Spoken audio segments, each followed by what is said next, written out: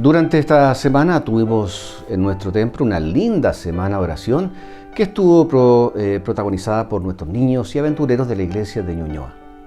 Ellos fueron los encargados de la predicación cada noche, apoyados por la directiva de niños y también de aventureros de nuestra iglesia. Hoy es el Día del Niño y Aventurero Adventista, por lo que extendemos un cariñoso saludo a todos quienes forman parte de este hermoso grupo. Que el Señor los continúe bendiciendo y que sigan siendo una luz y bendición para otros. Queremos saludar también a nuestros amigos que se unen a nuestra transmisión. Saludamos a nuestros amigos de Chile, de Brasil, Colombia, Venezuela, República Dominicana, México, Estados Unidos, Portugal y España. A todos ustedes, un gran abrazo desde la iglesia de Ñuñoa aquí en Santiago de Chile. Ahora los invito a que cantemos juntos esta selección de himnos que hemos preparado en esta mañana.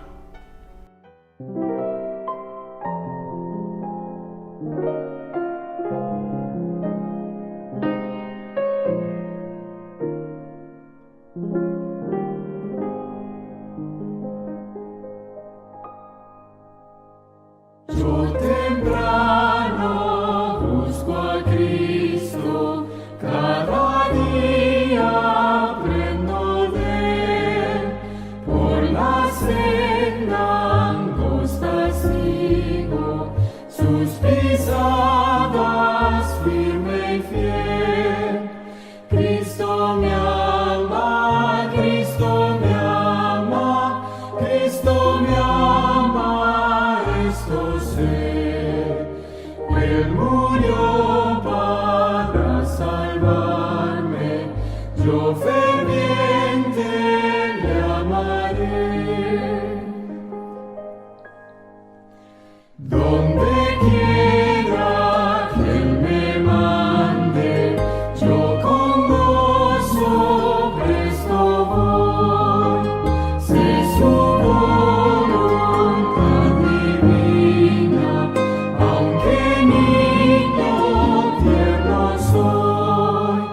Cristo me ama, Cristo me ama, Cristo me ama, esto sé.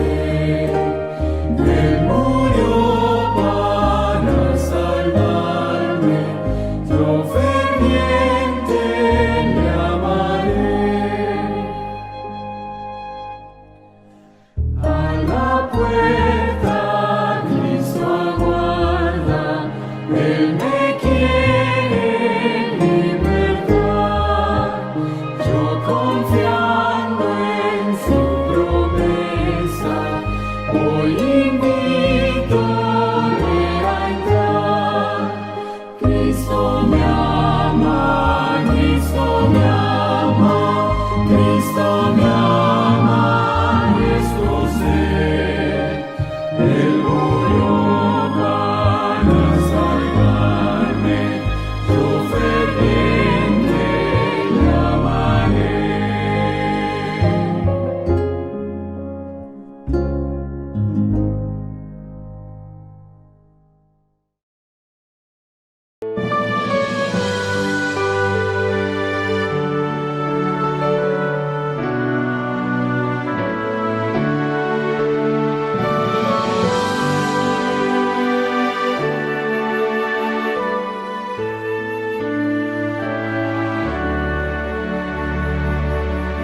Cuando venga Jesucristo en busca de joyas, todo niño redimido su gema será.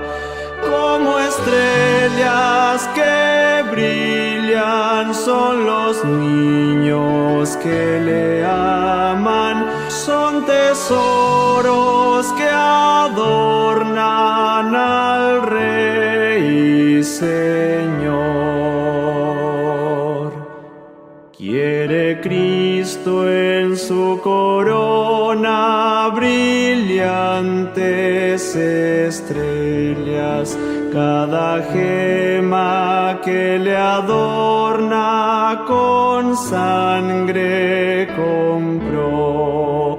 Como estrellas que brillan son los niños que le aman, son tesoros que adornan al Rey y Señor.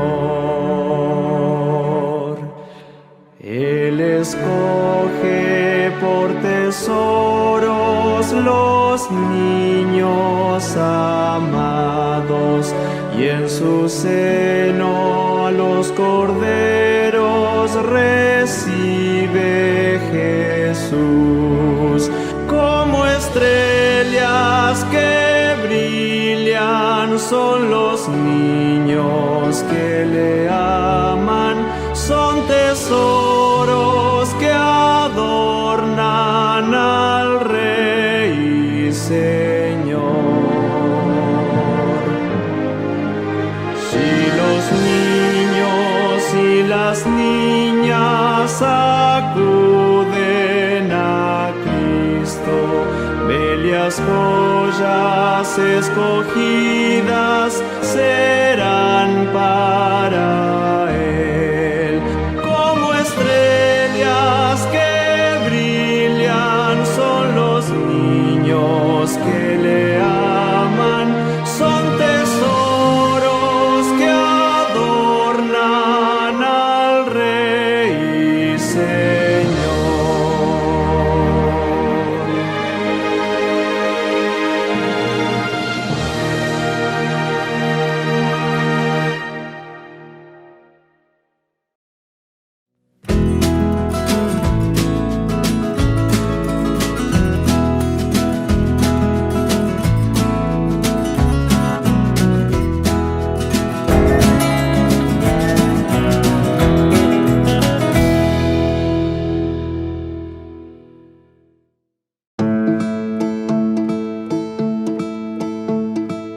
Pan y su madre Noc siempre han sido unidas. Comparten todo, desde historias diarias hasta pequeñas lecciones de vida. Pero un día, Pan trajo algo nuevo y especial. Algo que descubrió en la escuela. No era solo una tarea escolar, era algo que cambiaría la vida de ambas. Con la mayoría de sus compañeros, Pan nunca había oído una historia bíblica cuando recién llegó a la escuela adventista de Korak, Tailandia. No sabía nada. Cuando recién llegué, las maestras nos hacían cantar una canción de la Biblia. Me gustó y la escucho mucho. Me gusta, es una historia. Comenzó a compartir historias bíblicas con su madre, que sintió curiosidad por estas lecciones. Escuchaba muy bien y luego comenzó a oírme más y más. A veces incluso me pedía que le contara al respecto. Habitualmente le enseño mucho porque cuando estudio me gusta hablar.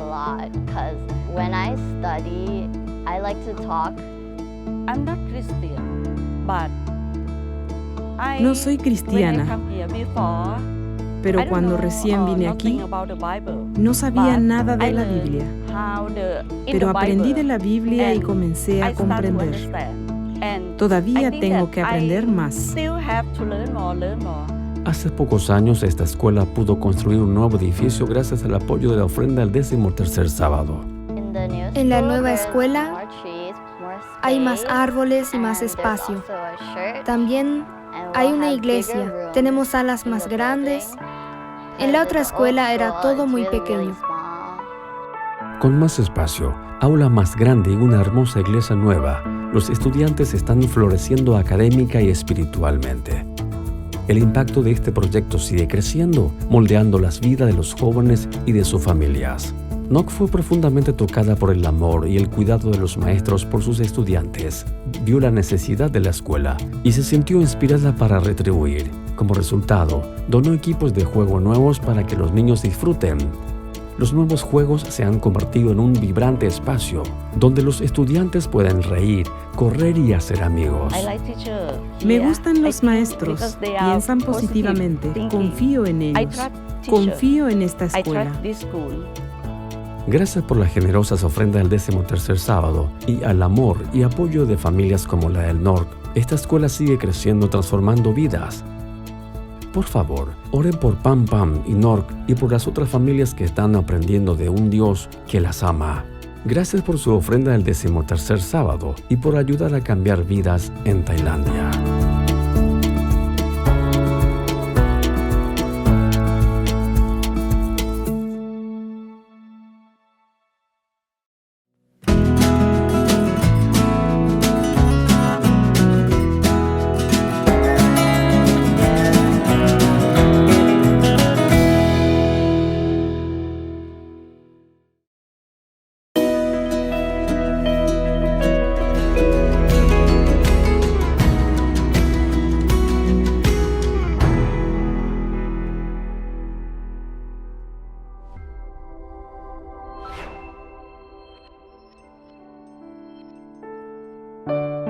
Hola, mi querido amigo querido, qué alegría verte otra vez. Mira, la derrota en la vida de un cristiano no es el punto final, es apenas un paso en dirección de la victoria. No desanimes, levántate, mira al Señor Jesucristo, sacude el polvo de la derrota y va enfrente. Nadie llega al punto deseado de la victoria sin haber sufrido algunas derrotas en el camino. Las derrotas nos enseñan primero a levantarnos, nos enseñan a no cometer los mismos errores, pero finalmente la victoria es de los justos. Vamos a la lección número 7 para el 17 de mayo del año 2025. El título de la lección para esta semana es Fundamentos de la Profecía. Y el propósito de la lección es mostrar que solo es posible cumplir la misión cuando se ha llegado a comprender el tema maravilloso de la gracia de Jesucristo y la santidad de Dios. Si no has entendido que Dios es santo, y si no has entendido que Dios es amor y que desea salvarte, ¿cómo vas a predicar el Evangelio? En otras palabras, ¿qué evangelio vas a predicar? Porque evangelio no son noticias de condenación. Evangelio son buenas nuevas, buenas noticias. Y no existe mejor noticia que la noticia de que nosotros no teníamos salida, estábamos derrotados, fracasados en el pecado, pero el Señor Jesucristo nos amó, vino, murió en la cruz por nosotros para ayudarnos a vivir vidas de victoria. Entonces, cuando has entendido eso, estás listo a cumplir la misión de predicar el Evangelio. Vamos al primer subtítulo de esta semana, bajo el título de Estoy aquí, envíame a mí. Aquí veremos que no hay misión sin gracia. Vuelvo a repetir, la misión que Dios te confió no es decirle al mundo que está condenado porque es desobediente. La misión es llamar a las personas al arrepentimiento. Pero para que tú prediques el Evangelio con fuerza, con autoridad, tienes que haber entendido el tema de la gracia. Con esto en mente vamos a leer Isaías capítulo 6, versículos 5 al 8. Mira lo que dice. Entonces dijo, ¿quién dijo? Isaías. Él escribe, ay de mí que soy muerto, porque siendo hombre inmundo de labios y habitando en medio de un pueblo que tiene labios inmundos, han visto mis ojos al Rey, Jehová de los ejércitos. Y voló hacia mí uno de los serafines teniendo en su mano un carbón encendido tomado del altar con unas tenazas y tocando con él sobre mi boca dijo, he aquí que esto tocó tus labios y es quitada tu culpa y limpio tu pecado. En la lección pasada, en la última parte, vimos que Isaías vio a Dios en su trono, en la plenitud de su gloria, guardado por sus serafines. Entonces ahora viene el texto que acabo de leer. Al ver esto, Isaías cayó como desmayado, diciendo, ¡ay de mí, pobre pecador miserable que soy! Mis ojos han contemplado al Rey Jehová de los ejércitos. Entró en desesperación, entró en pánico, porque la semana pasada dije que a medida que te acercas a Dios, tú comprendes la santidad, la misericordia, el amor de Dios, pero comprendes tu pequeñez, tu insuficiencia, tu egoísmo. Cuando más lejos estás de Dios, ahí tú te crees bueno. A veces te crees tan bueno que te sientes en el derecho de apuntarle el pecado a las otras personas. Pero cuando tú te acercas de Dios, comprendes la santidad de Dios y tu pequeñez, tu pecado, tu insuficiencia, tu miseria. Por eso Isaías clama y dice, ¡ay de mí! Mis ojos han visto al Rey. Se siente perdido, se siente acabado. Pero entonces un serafín aparece, toma con una tenaza un carbón encendido del altar. Altar, esta palabra es clave, altar. No hay salvación sin altar, no hay salvación sin sacrificio. El serafín toma con una tenaza un carbón encendido y coloca en los labios de Isaías y después le dice, estás perdonado, estás limpio. Y solo después de esa experiencia, cuando Dios pregunta, ¿a quién enviaré? ¿Quién irá a proclamar mi evangelio? Isaías dice, heme aquí, estoy aquí, envíame a mí. Quiere decir, en el corazón de una persona que ha sido perdonada, transformada, tocada por la gracia maravillosa del altar, en la vida de esa persona surge el deseo natural de salir corriendo y proclamar el evangelio. Cuando alguien no tiene ganas de comunicar a otro lo que Jesús hizo en su vida, es porque Jesús todavía no ha hecho nada en la vida de esta persona. Por eso el primer paso, si tú quieres volverte un misionero, un predicador del evangelio, es encontrarte personalmente con Cristo, contemplar su santidad, su misericordia, su amor, reconocer tu insuficiencia, tu pecado, ser tocado por la gracia maravillosa de Cristo, y entonces sí, estás dispuesto a decir, Señor, heme aquí, envíeme a mí. Ahora vamos a la segunda parte de este estudio. En esta parte 2 vamos a hablar de los dos querubines. Antes de seguir con el estudio, quiero decirte que en este estudio y en otros vas a escuchar mucho hablar de serafines y querubines. Hay una diferencia entre ambos, pero no me voy a detener a explicar esa diferencia ahora, porque no es el propósito de la lección, pero siembro una duda en tu corazón para que tú investigues en la Biblia cuál es la diferencia entre serafines y querubines. Evidentemente, por el texto que acabamos de leer ya en la primera parte, los serafines son guardianes de Dios, adoradores de Dios, declaran la santidad de Dios, santo, santo, santo, están siempre al lado de Dios. No porque Dios necesite adoración, sino porque ellos de alguna manera representan la santidad de Dios. Recuérdate que cuando Isaías se siente pecador, un serafín toma una brasa encendida del altar y purifica sus labios. Ya los querubines, y vamos a hablar ahora de los dos querubines que quedaron guardando el jardín del Edén después de la caída del pecado, ellos son guardianes del camino hacia Dios, son guardianes de lo que es sagrado, de lo que es santo. Entonces vamos al texto de Génesis 3:24, dice así: echó pues fuera al hombre, ¿quién? Dios, y puso al oriente del huerto de Edén querubines, aquí ya no se habla de serafines, sino de querubines, y una espada encendida que se revolvía por todos lados para guardar el camino del árbol de la vida. ¿Sabes? En el jardín del Edén estaba el árbol de la vida. Si el ser humano comiese del árbol de la vida, tendría vida para siempre. Pero ahora el ser humano había pecado y el pecado no podría perpetuarse para siempre. Es por eso que Adán tuvo que salir del jardín, para no echar mano, para no comer del árbol de la vida.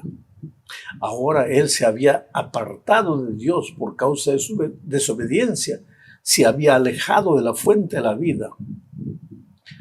Pero también la semana pasada ya vimos que a partir de ese momento la humanidad se dividió en dos grupos. Unos continuaron sirviendo, amando a Dios, y otros se alejaron completamente de Dios, construyeron ciudades, se rebelaron contra Dios. Bueno, este acto podría parecer un acto radical de parte de Dios. Estás fuera, no entras nunca más. Mas no es así. ¿Por qué? Porque el hecho de que Adán y Eva no podían volver al jardín del Edén no representaba una prohibición, sino más bien esperanza. ¿Por qué esperanza? El verbo poner, porque el texto bíblico dice que Dios puso 2 querubines para guardar la entrada al Edén. Ese verbo poner en hebreo es el verbo shakán, que tiene que ver con el santuario. ¿Y qué tiene que ver el santuario? Dios un día le dijo a Moisés, y a hacerme un santuario y yo habitaré entre ellos. Shakán. O sea, el hecho de que Dios colocó 2 querubines en la puerta no era prohibición, era la expresión del amor de Dios, de que deseaba continuar habitando con sus hijos a pesar de que sus hijos le habían desobedecido y se habían apartado de él. De esta palabra Shakán viene también la palabra Shekinah. ¿Y qué tiene que ver Shekinah? Tú conoces la Biblia. En el santuario que Dios mandó a Israel levantar, allí al fondo en el lugar santísimo estaba el Shekinah. ¿Y qué representaba el Shekinah? La presencia de Dios. Quiere decir, el pecado nos aparta de Dios, pero Dios no se aparta del hombre. Dios busca al hombre, Dios llama al hombre. Oh, querido, el pecado te hace sufrir, el pecado te destruye, pero Dios te ama. Dios es Dios de restauración. Dios quiere que regreses. ¿Por qué que regreses? Porque Él es amor, Él no te puede obligar. Tú tienes que querer, tú tienes que ir a Él voluntariamente. Pero no tengas miedo, ve cómo estás, cómo te encuentras y serás restaurado por Él. Quiere decir, los 2 querubines en el jardín del Edén, en vez de representar prohibición, expresaban el amor de Dios, la insistencia de Dios, la voluntad de Dios de permanecer con el ser humano por donde él fuera, de llamarlo siempre al arrepentimiento. Vamos ahora a la tercera parte del estudio, hablando como carbones encendidos. Y aquí veremos que la gracia de Cristo no disminuye la santidad de Dios. No es porque Dios te ama, no es porque Dios te perdona que Dios acepta el pecado, no, de manera ninguna. Y vamos a leer lo que dice Ezequiel 1, versículos 4, 5 y 10. Voy a ir leyendo y comentando. Dice, y miré, y he aquí que venía del norte. Esta es una visión que Ezequiel tuvo. Y miré, y he aquí que venía del norte un viento tempestuoso y una gran nube con un fuego envolvente. Percibe esta expresión, un fuego envolvente. Y alrededor de él un resplandor, fuego envolvente, resplandor. Y en medio del fuego, nuevamente la palabra fuego, algo que parecía como bronce refulgente. Mira la palabra, fuego envolvente, resplandor, en medio del fuego, fuego refulgente. Y continúo leyendo. Y en medio de ella, la figura de 4 seres vivientes. Y esta era su apariencia. Había en ellos semejanza de hombre. Y el aspecto de sus caras era cara de hombre y cara de león al lado derecho de los 4 y cara de buey a la izquierda de los 4. Asimismo había en los 4 cara de águila. Bueno, en este texto nosotros vemos a los querubines.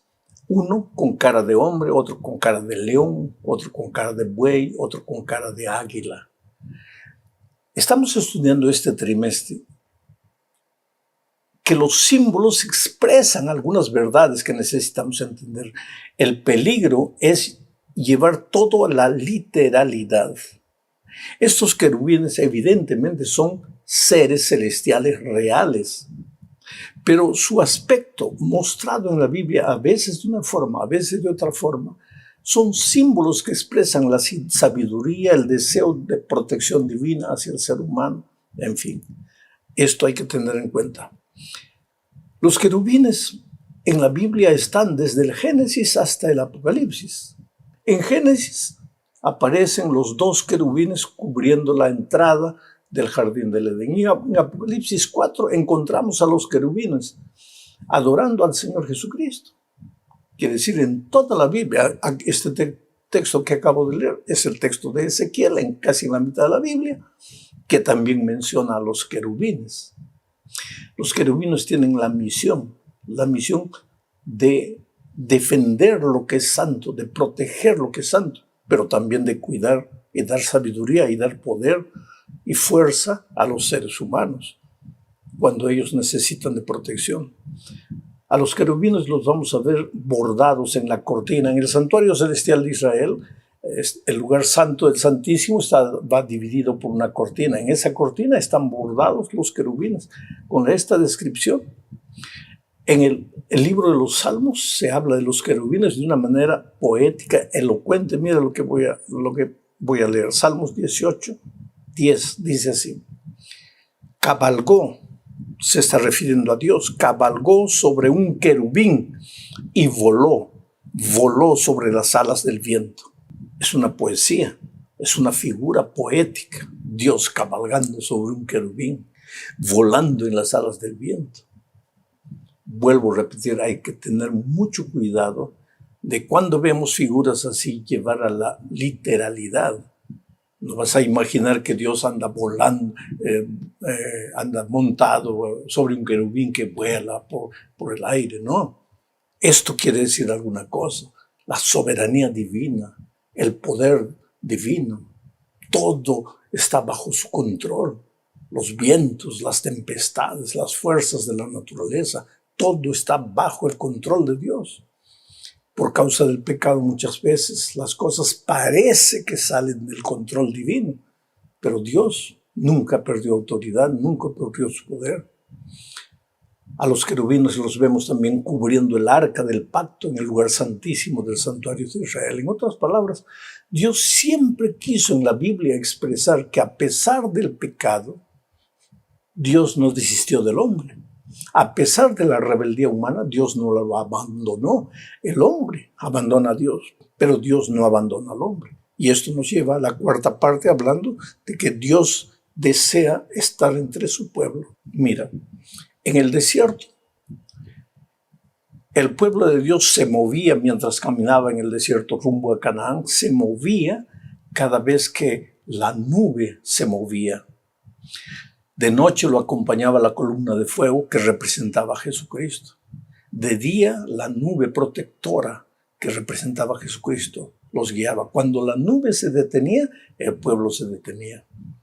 Y solo el pueblo levantaba el acampamento para seguir camino cuando la nube empezaba a moverse. Pero si la nube llegaba, el pueblo de Israel armaba su campamento, levantaban sus tiendas de una manera interesante, 4 de este lado, 4 de este lado, 4 de este lado, 4 de este lado, y en medio del santuario. ¿Por qué? Porque Dios expresa una vez más su deseo de estar entre los seres humanos. Dios no abandona al hombre. ¿Acaso Israel en el desierto no era un pueblo que constantemente estaba cayendo en el pecado? Constantemente reclamando, constantemente mirando al pasado, queriendo volver a Egipto, reclamando por falta de agua, reclamando por falta de pan, reclamando porque la ropa estaba vieja, reclamando por el calor, reclamando por el frío, porque los seres humanos somos así, reclamones por naturaleza, después de la entrada del pecado al mundo, porque antes del pecado el hombre reflejaba la gloria, el carácter de Dios.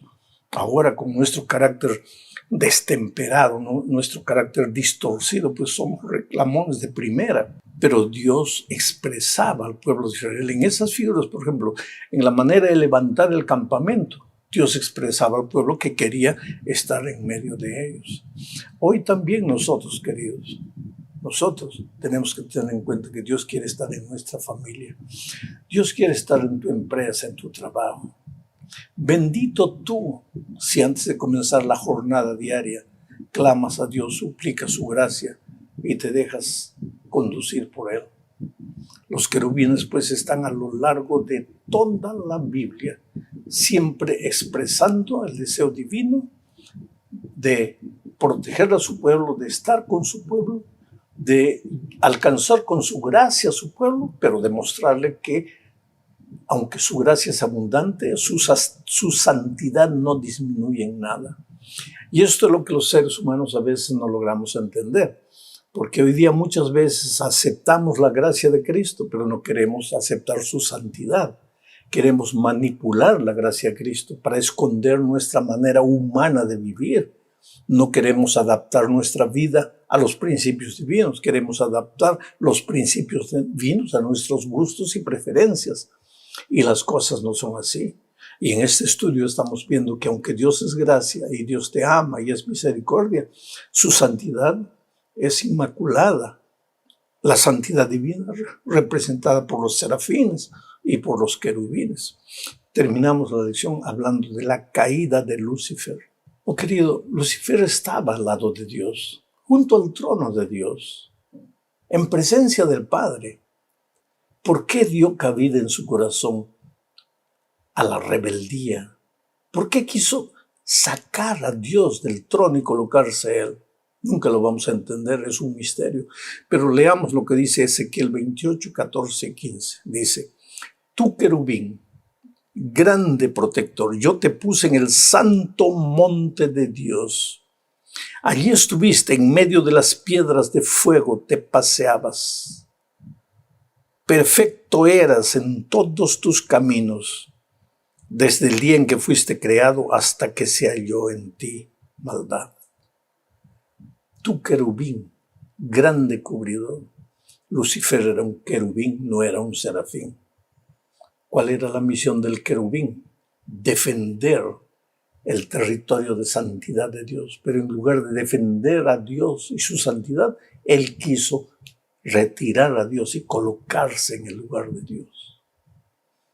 Solo hay dos caminos de llegar al Padre. Humanamente pensar en seguir el camino de Lucifer te va a ir mal. La otra manera de llegar al Padre es siguiendo a Jesucristo, porque Él dijo, yo soy el camino, la verdad y la vida. Nadie viene al Padre sino por mí. Querido, esta vida puede ser dura, pero te digo una cosa, de todo corazón. Las cosas malas de esta vida van a acabar. Vas a llegar al Padre por el camino de Jesucristo. No por tus buenas obras, no por tus consecuciones humanas. Así que no te desesperes si has fallado, pero levántate inmediatamente. Tómate de la mano poderosa de Jesucristo, síguelo. Él te va a llevar al Padre y vas a habitar con Él seguro por toda la eternidad. Dios te bendiga. Un abrazo.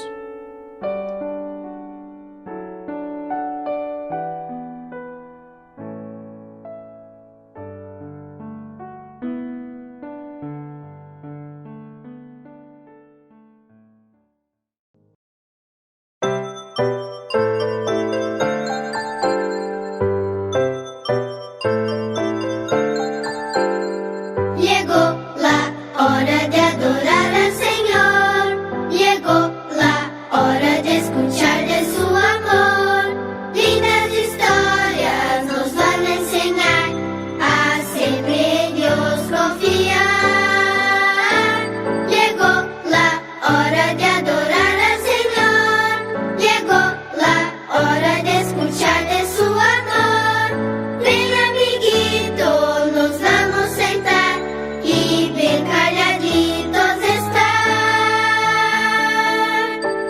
Prestan atención en adoración.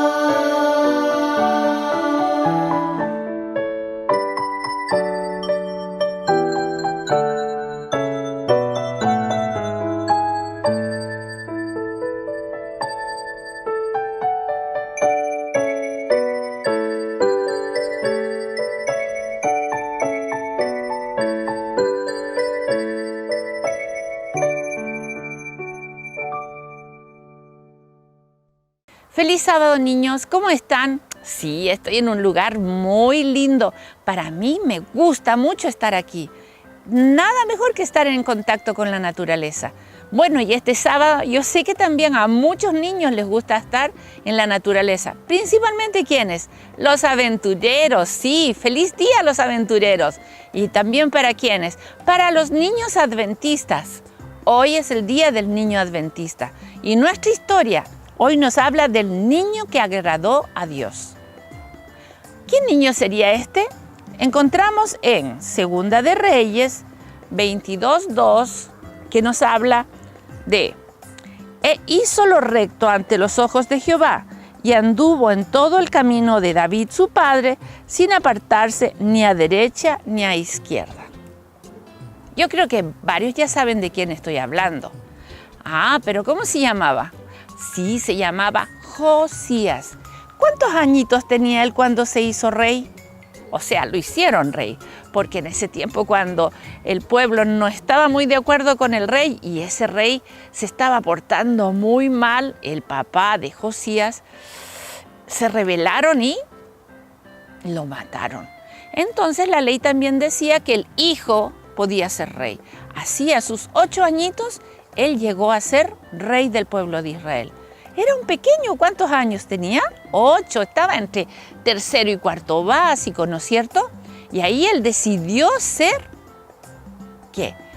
Adorar y ser un hijo de Dios. Reconoció a Dios como su creador, como su sustentador. Bueno, siguieron avanzando los años y él, cuando ya más o menos estaba terminando enseñanza media, aunque él ya era rey, pero quiero que ustedes ubiquen quién es, a qué edad. Cuando estaba entrando a la universidad, él como rey, que tenía 19 años, dijo: vamos a limpiar el templo porque el templo debe ser lo mejor. Comenzaron a ordenar, a organizar, a limpiar el templo. ¿Y qué se encontraron? Se encontraron un libro que estaba escondido, estaba en un lugar. Lo tomaron y comenzaron a leer. Y el sacerdote dijo: esto tiene que saberlo el rey. Y se lo llevó al rey y le leyó lo que estaba diciendo este libro. El rey dijo: no sabíamos todo esto que teníamos que hacer. Queremos hacer lo que Dios quiere. Llamó al pueblo y le dijo: hemos encontrado la palabra de Dios y nos dice que faltan muchas cosas para ser buenos hijos de Dios. Tenemos que corregirnos. Todo el pueblo estuvo de acuerdo. Todo el pueblo quiso entonces rectificar su camino, porque descubrieron eso en la Biblia. Se pusieron a trabajar y Josías comenzó a sacar todos los ídolos del reinado. ¿Cuántos años se demoraron? 6 años. Significaba que en ese lugar hacía mucho tiempo que no adoraban bien a Dios, ¿no es cierto? Bueno, esta lección, ¿qué nos enseña? Esta historia nos enseña que cuando tenemos situaciones que debemos corregir, Dios va a enviar desde un niño a través de su palabra a corregir nuestras vidas. Niños, cuando estudiamos la Biblia, cuando leemos la Biblia, sabemos qué es lo que Dios quiere para nosotros, sabemos quiénes somos, sabemos qué propósito de vida tenemos. Por eso, lo importante de esta historia es que un niño reconoció eso. Y también nosotros los adultos tenemos que reconocer eso. Oramos, niños, para que Dios nos ayude a estudiar bien la Biblia para que lo conozcamos. Vamos a orar. Padre eterno que estás en el cielo, gracias porque tú eres nuestro Dios.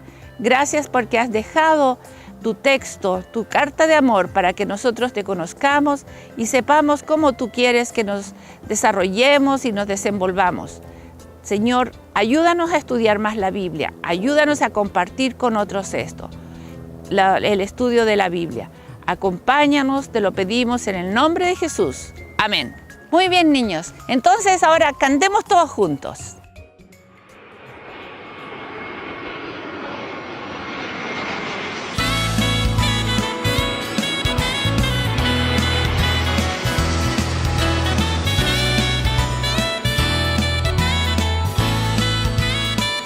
Voy haciendo mis maletas, de viaje ya me voy.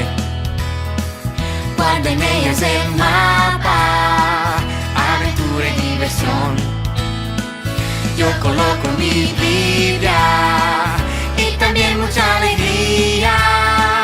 Tengo prisa por llegar, estoy yendo a mi hogar. Mi vida es un viaje, mi vida es un viaje. Estoy yendo hacia allá, estoy yendo a mi hogar. Voy a ver a Jesús. Mi vida es un viaje, mi vida es un viaje. Estoy yendo hacia allá, estoy yendo a mi hogar. Voy a ver a Jesús. Voy haciendo mis maletas, de viaje ya me voy. Guardo en ellas el mapa, aventura y diversión. Yo coloco mi Biblia y también mucha alegría. Tengo prisa por llegar, estoy yendo a mi hogar. Mi vida es un viaje, mi vida es un viaje. Estoy yendo hacia allá, estoy yendo a mi hogar. Voy a ver a Jesús. Mi vida es un viaje, mi vida es un viaje. Estoy yendo hacia allá, estoy yendo a mi hogar. Voy a ver a Jesús. Mi vida es un viaje, mi vida es un viaje. Estoy yendo hacia allá, estoy yendo a mi hogar. Voy a ver a Jesús. Mi vida es un viaje, mi vida es un viaje. Estoy yendo hacia allá, estoy yendo a mi hogar. Voy a ver a Jesús.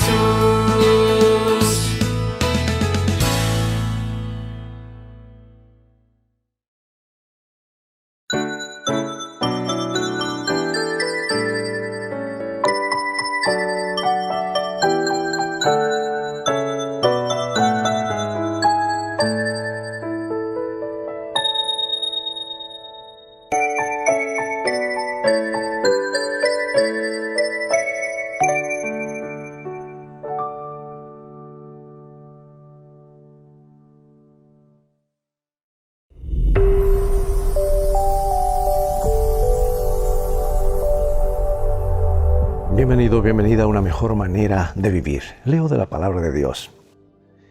Y ya no soy yo quien vive, sino que es Cristo quien vive en mí.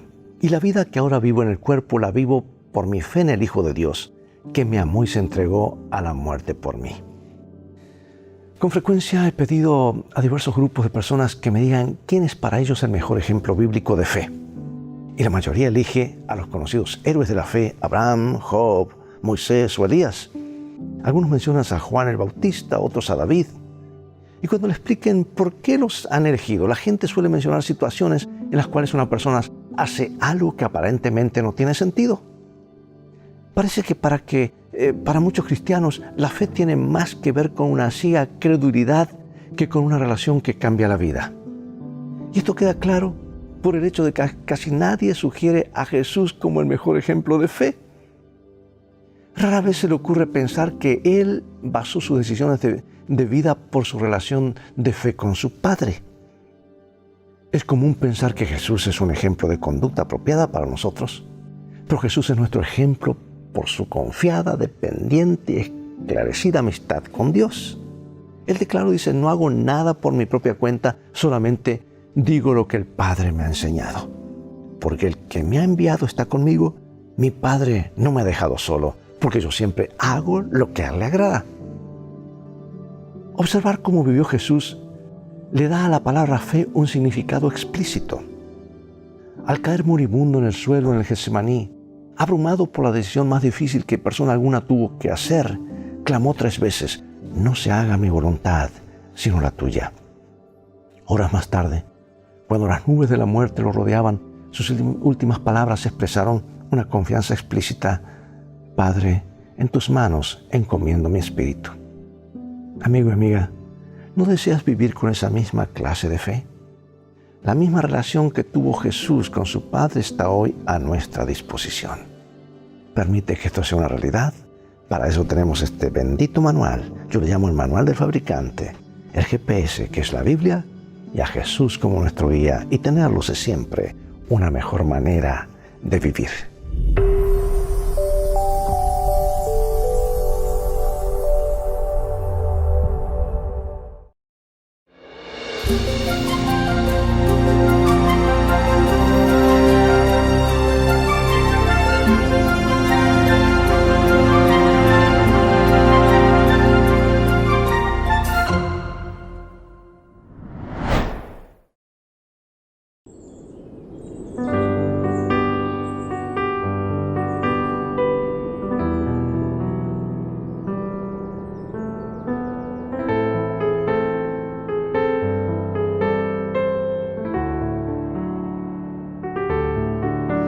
Si yo hablase lenguas humanas o angélicas, mas no tengo amor, vengo a ser como metal que resuena o címbalo que retiñe.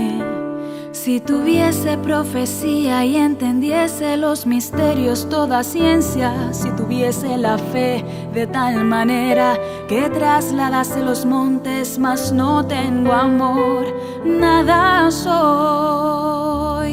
Si repartiese todos mis bienes para dar de comer a los pobres, y si entregase mi cuerpo para ser quemado, mas no tengo amor, de nada me sirve. El amor es sufrido, es benigno, no tiene envidia, no es jactancioso, no se envanece, no es egoísta, no es rencoroso, mas se goza de la verdad. Todo lo sufre, todo lo cree, todo lo espera, todo soporta. El amor nunca deja de ser.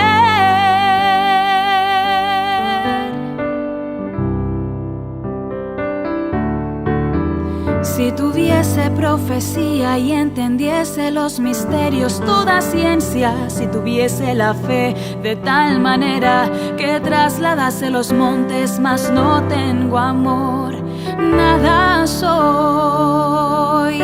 Si repartiese todos mis bienes para dar de comer a los pobres, y si entregase mi cuerpo para ser quemado, mas no tengo amor, de nada me sirve.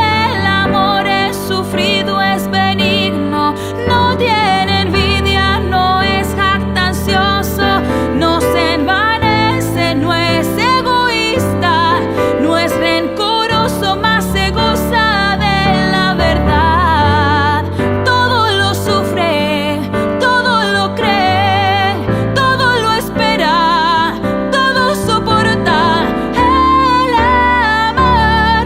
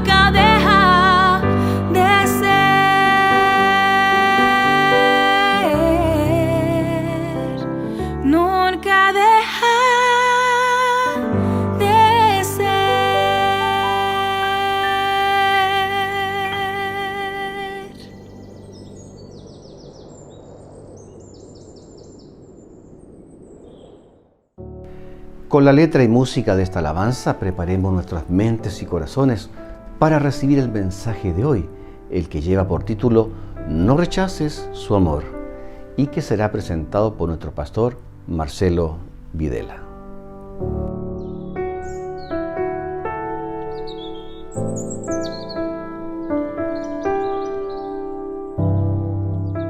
Hola, ¿cómo estás? Bienvenido una vez más al canal de Ñuñoa, donde estudiamos y compartimos juntos la palabra de Dios.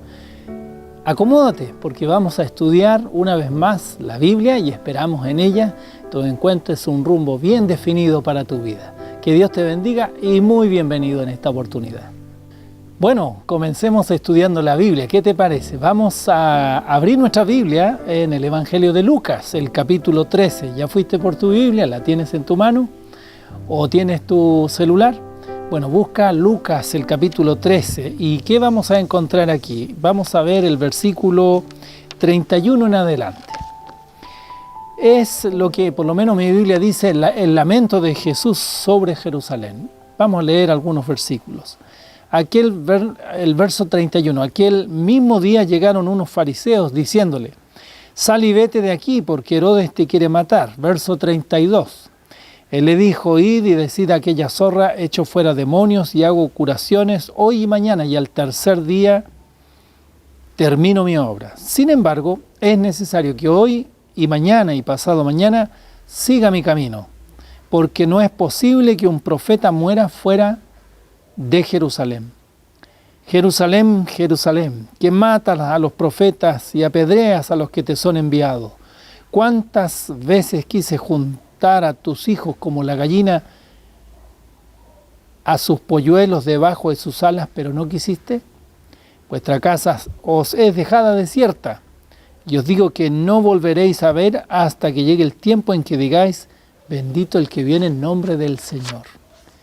Interesante el relato, ¿no?, de Jesús. Bueno, Jesús estaba en Perea, y Perea era administrado por Herodes Antipas. Herodes Antipas ya 2 años antes le había quitado la vida a Juan el Bautista. Y entonces los fariseos, los saduceos, los judíos de la línea, digamos, administrativa de la iglesia, pretendían de que Jesús entrara pronto a Jerusalén. Y una vez ahí en Jerusalén, ya hace 2 años, ya estaba pensado cómo lo iban a solucionar el problema que tenían con Jesús. Un hombre que lo seguía mucha gente y le traía problemas a ellos administrativamente. Pues bien, el plan de ellos era que Jesús pronto entrara a Jerusalén.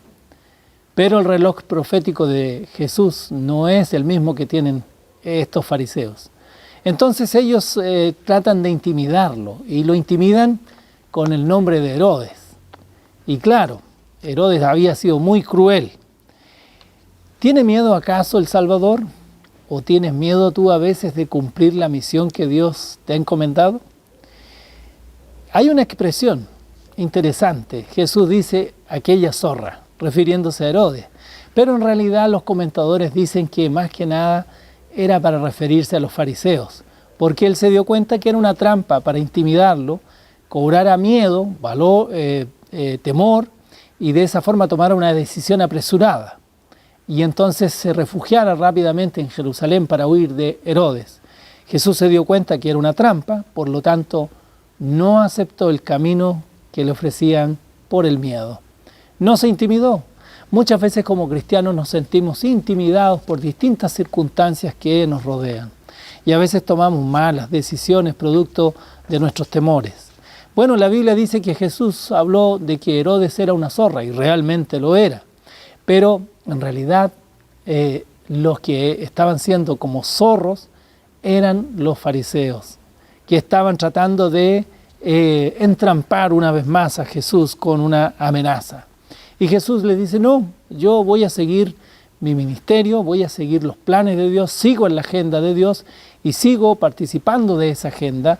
Por lo tanto, yo seguiré mi camino, pero no seguiré el camino que ustedes quieren que yo ya entre a Jerusalén. Todavía no ha llegado mi momento, el tiempo profético que Jesús tenía para morir en la cruz del Calvario. Entonces Jesús cumple su misión. Y aquí viene un versículo que es fuerte, ¿no? El verso 33, cuando Jesús dice: sin embargo, es necesario que hoy y mañana y pasado mañana siga mi camino, porque no es posible que un profeta muera fuera de Jerusalén. Y esto es fuerte, ¿no? ¿Por qué? Porque un profeta, dice él, no puede morir fuera de Jerusalén. Y bueno, es interesante que esta ciudad, Jerusalén, que fue levantada para adorar al Señor y tener la iglesia central de todo, digamos, el reino de Israel, lamentablemente esta ciudad se tornó enemiga de Dios. Egipto en algún momento fue el alivio, la salvación para los hebreos en la hambruna, pero Egipto también fue un lugar de opresión, de esclavitud, de idolatría, donde estuvieron muchos años, 400 años de esclavitud, sufriendo hasta que finalmente llegó un libertador, Moisés, a sacarlos para adorar al Señor. Y bueno, ahí tenemos una nación, una ciudad, Egipto, ¿no?, que fue cruel y encerrando y asfixiando al pueblo de Dios. Babilonia fue sin duda un medio que Dios advirtió a los hebreos que si no cambiaban su actitud serían exiliados en Babilonia. Y bueno, Dios envió siervos, mensajeros, profetas, pero muchos de ellos fueron acallados. El caso más dramático es el de Jeremías, ¿no? El maltrato que hubo a ese siervo de Dios. La actitud fue de rebeldía del pueblo hebreo, del pueblo judío. Hebreos, el capítulo 11, el versículo 36 y 37. Hebreos 11, versículo 36 al 37, señala que muchos de estos hombres fueron perseguidos, fueron golpeados, apedreados, maltratados, aserrados, de mucho maltrato físico y finalmente eliminados del pueblo, por lo que ellos hablaban en nombre del Señor. Entonces, Jerusalén no ha sido diferente a como fue en el pasado. Y Jesús lamenta eso, porque Jerusalén también ha sido un lugar sangriento. Y bueno, la Biblia dice que en algún momento mataron entre el altar y el santuario, mataron al último de los servidores del Señor, al profeta Zacarías. Un sacerdote que estaba oficiando y quiso revelar la palabra del Señor y fue fiel a la palabra del Señor y lamentablemente fue asesinado en el templo. Entonces es indiscutible que Jerusalén, en lugar de ser un refugio para el Señor, está siendo un lugar de homicidios, de crímenes para los siervos del Señor. ¿Qué es lo que motiva a Jesús a entrar a Jerusalén? Sabiendo que el escenario que se le presenta no va a ser bueno. Hay algo que lo motiva, que es muy fuerte, que es el amor por su pueblo.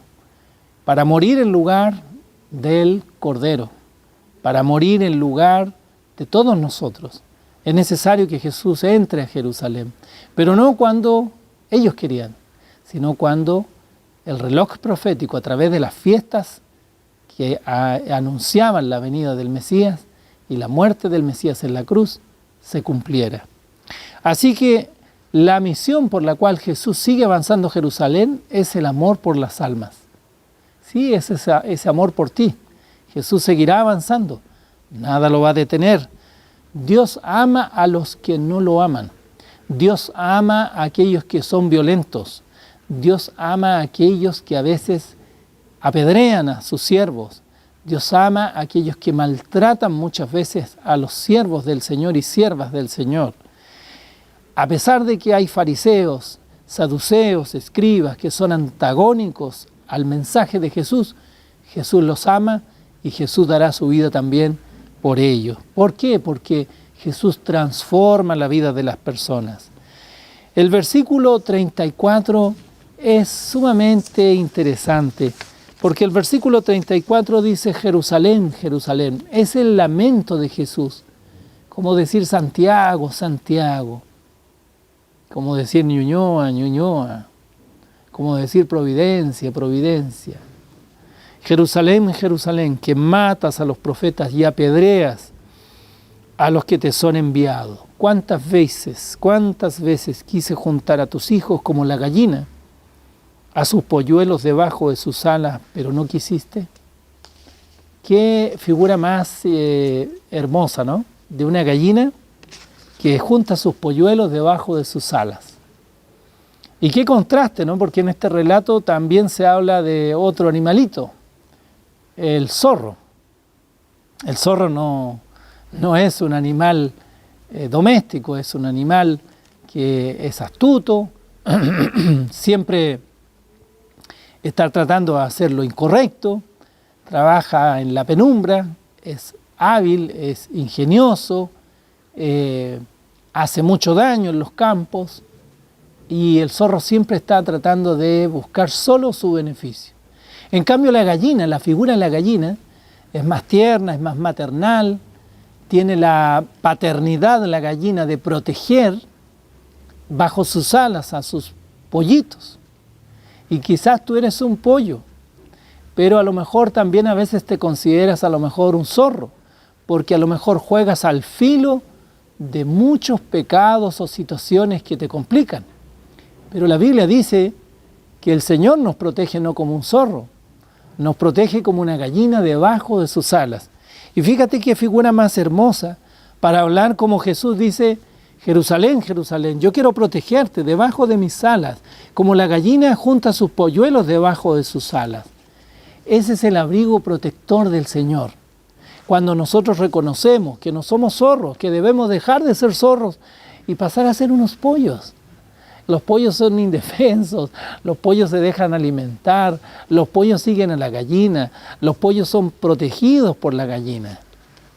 Siempre recuerdo una oportunidad en el campo, cuando era niño quise tomar un pollo. Y claro, andaba la gallina y los demás pollitos. Y cuando quise tomar un pollito, todavía siento en mi mano el dolor del pico de la gallina sobre mi mano. Lo defendió. Y claro, nunca más se me ocurrió la idea, la brillante idea. ¿Qué hace el Señor contigo? Lo que hace el Señor es protegerte, Él quiere cubrirte, quiere cubrir tu vida debajo de sus alas. Pero la Biblia dice que Jerusalén fue una ciudad rebelde, que Jerusalén fue una ciudad sangrienta, que Jerusalén era un lugar donde morían los siervos del Señor. ¿Qué actitud tienes tú para con Dios? ¿Te has dejado cubrir por el Señor? ¿Estás dejando que el brazo protector del Señor esté cubriendo tu vida? ¿Estás permitiendo que la mano del Señor cubra tus intereses, tus emociones, tu salud, tu espiritualidad, tu fidelidad? Jerusalén, Jerusalén. A lo mejor podrías cambiar el nombre de Jerusalén por tu propio nombre y hacer el autoexamen, el autoanálisis de que quizás es tiempo ya que dejes que los brazos protectores del Señor puedan cubrir tu vida. Será muy difícil. ¿Es posible? ¿Te has hecho la pregunta, ¿te ha cubierto el Señor a ti durante estos meses? ¿Te cubrirá en los problemas que tú tienes? ¿Podrá el Señor proteger tu vida? ¿O dependes mucho de la economía, dependes mucho de las relaciones sociales, o dependes mucho de tu imagen? Pues bien, la Biblia dice que el Señor quiere protegernos con un amor maternal y también paternal, como la gallina junta sus polluelos. ¿Quieres ser un polluelo del Señor o quieres ser un zorro que actúa sagazmente? Cualquiera sea esta decisión, deja que el Señor te cubra. Bajo sus alas estarás seguro. Bajo su protección tú podrás salir a trabajar con tranquilidad. Deja que el Señor cubra. ¿Te has puesto a pensar si el Señor te ha cubierto? Es una oportunidad preciosa en este momento. Y yo deseo que tomes esa decisión de dejar de que el Señor cubra tu vida y tú vivas bajo las alas protectoras de nuestro gran Salvador. Por esa decisión, que Dios te bendiga. Sigue adelante, no dejes de conectarte y pídele al Señor que puedas ser uno de sus polluelos más hermosos en esta tierra. Que Dios te bendiga, es mi deseo y oración en esta oportunidad. Muy bien, agradecemos su sintonía y deseamos para ustedes un lindo sábado y también una muy buena semana. Que el Señor les bendiga y será hasta el próximo sábado a las 10 de la mañana en punto. Jehová te bendiga y te guarde. Jehová haga resplandecer su rostro sobre ti y tenga de ti misericordia.